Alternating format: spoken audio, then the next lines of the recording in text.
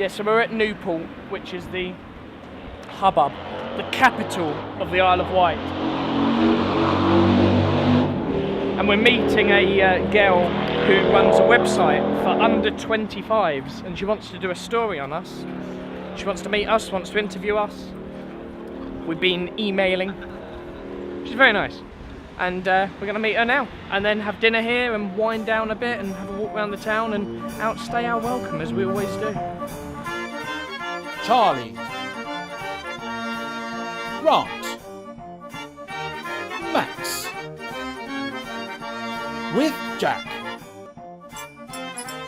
and Nathan on a 3-day road trip to the Isle of Wight to gain an understanding of island life. CHANT TV presents CHIPMATES III Overseas. Okay, So, cool. can we ask you some questions? Yes, first? you What exactly is the website? It launched last September. It's a portal for under 25s on the island because we realised we had forgotten about a lot down here.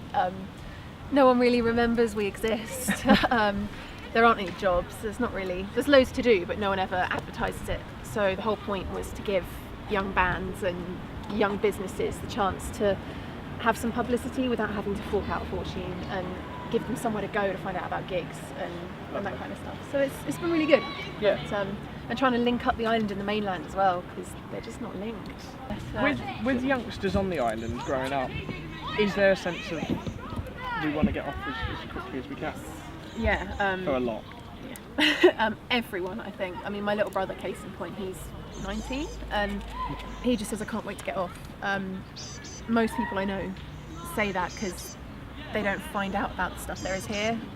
There are opportunities, you've just got to really look for them. And where we do have quite an aged population on the Isle of Wight, when people they just move off. So the only people we get here are sort of young families and people that are coming here to retire. Yeah. And then no one else really sticks around enough. No, it has that reputation on the mainland, yeah. Which is a real shame, because you've got things like the festival, the dance and music festival. There's so much here, especially if you're in music and the arts. And there's so many pubs looking for new music. And there's loads of young people that are starting up businesses now and taking it into their own hands. When the festival's on and events like that, do the islanders go? Oh, it comes to a standstill. Yeah, a lot of islanders go to festival and festival. All the kids, like? Kids, not so much actually. I suppose it's a bit, unchild friendly. And the whole of this side of the island for festival becomes a one-way system. So if you're not ready for that, and if you don't know that's happening, it can be a nightmare. And last year we had the weather problem, so people were bobbing around in the Solent overnight on the ferries, because the island isn't built for that volume of people. If everything goes to plan, it's great, but one thing goes wrong and the island just is gridlocked. So. Also, if you live on the island, how often do you sort of take a drive to other sides? Or I know the Needles. There's not much there. It's more the east side for shopping and things like that. The east side tends to be the touristy side of the island, I find anyway. And the west side, which is where I live, tends to be much more rural and much more farmland and very kind of country bumpkiny. It's nice. I mean, you have to go around the island. You'd drive yourself mad if you didn't. But there's people don't have to leave their villages if they don't want to. In most of the little towns and areas of the island, there are enough shops that people can get by if they're older, which is really nice, I guess. And you've got several places that could be considered kind of hubs. You've got Newport, you've got Ryde, you've got Sandown Shanklin. I'd say the West Wight is the only place that kind of suffers in that respect, because where sort of the Needles and Allen Bay, because you've got freshwater, but there's not so much around there. Whereas here, there's kind of frequent buses on this side of the island. Whereas in Shorewell, it's sort of once every 2 hours, and so if you don't drive, you're in trouble. What is politics like on the Isle of Wight? Sorry, no, he's a journalist. I had to ask that question because I'm really. You've asked this at the right time. Yeah, not good. It's tricky actually. the independents have just taken the majority in the council this time around. Wow. There were more independents. I think it's still a hung council, but the independents have more than half the spots. But I think those were more votes of, and this is just my opinion and not the opinion of anyone else, but I think it's more a vote of protest rather than a vote because they trust. You're the on people. record. No. Yeah. Is there much public interest in politics here then, or is it there's not? Our turnout for election was absolutely terrible. It was Do you know the something. percentage or something? I think it was it 30%, or it might have been just under 30%. It did vote. That did vote. Wow. It's about 35% maybe overall in the whole island. I mean, I went to vote. When I went to vote, they were expecting. They had, I think, 1,000 people registered to vote, and when I got there, 25 had turned up, and I was there just after lunchtime. So you know. Is there a feeling that there's not much interest because things work politically, or I mean, I don't really know the politics. I think here, people are really happy to complain here, but sometimes I get the feeling that they don't really want to do much about it. Yeah. But that can be said all over the country. People are more than happy to complain, but when it comes down to it, they don't do anything. Don't do about anything. it. Yeah. And I know part of that's because we're not really told the full story, and people just don't trust politicians.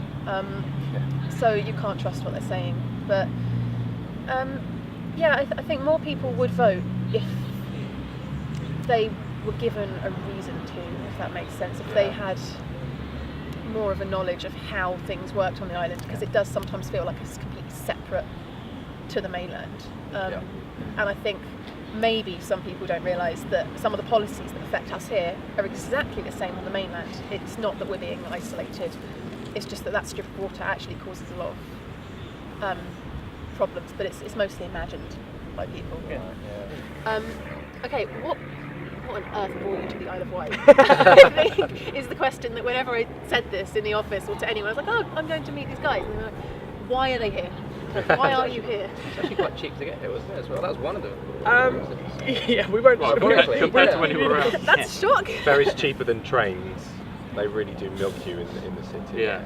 For quite a while, the boys have been saying they'd like to go abroad for CHIPMATES, but CHIPMATES is we're very sort of quintessentially English, very sort of British humour, and I don't think it would work in a foreign country.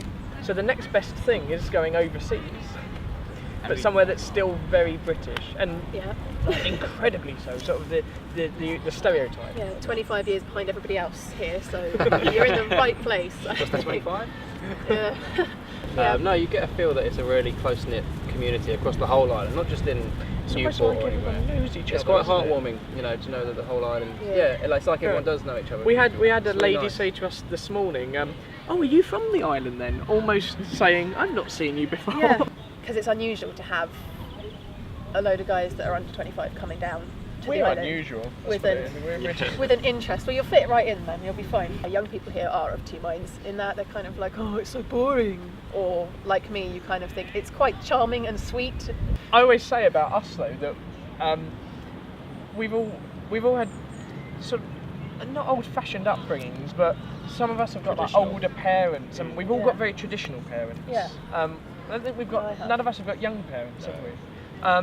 And I think that's what we all have in common, is that we're all almost like old men in disguise. But we all listen to like music that people don't really listen yeah, to. yeah, things do like that. Things And we like say this, things like all go at the vicarage and stuff. You know, it's rubbed off on us. I'm the same. I've got traditional parents, and you grow up with it, and that's nice. And that's why we like this place. So I think that's all of our questions. Isn't it? Yeah. Thank you for meeting us. It's been really nice. We really enjoyed it. Really nice to chat to you. And as I said, it was nice talking to somebody from the island about the island. Yeah, it's been good. Thanks, Thank guys. you. Next time on CHIPMATES. Wow. It's like the Hogwarts Express. I was just whistling Harry Potter actually. Wish Hermione was here. We don't know where Nathan is. He's gone. Lost in the woods. Yeah, he went through a gate that went out of this site, and he's literally gone into the woods. Hello. I think we are literally alone now. It's lovely. I mean, I love it for all its faults, I absolutely love it. And if I could really make my way here, I probably wouldn't leave. But sadly, because of the way the economy is all over the country, you just have to go where you can make ends meet. And if that's not the island, then I'll have to leave. And so will a lot of people. Sad. But it would be nice to see young people coming back.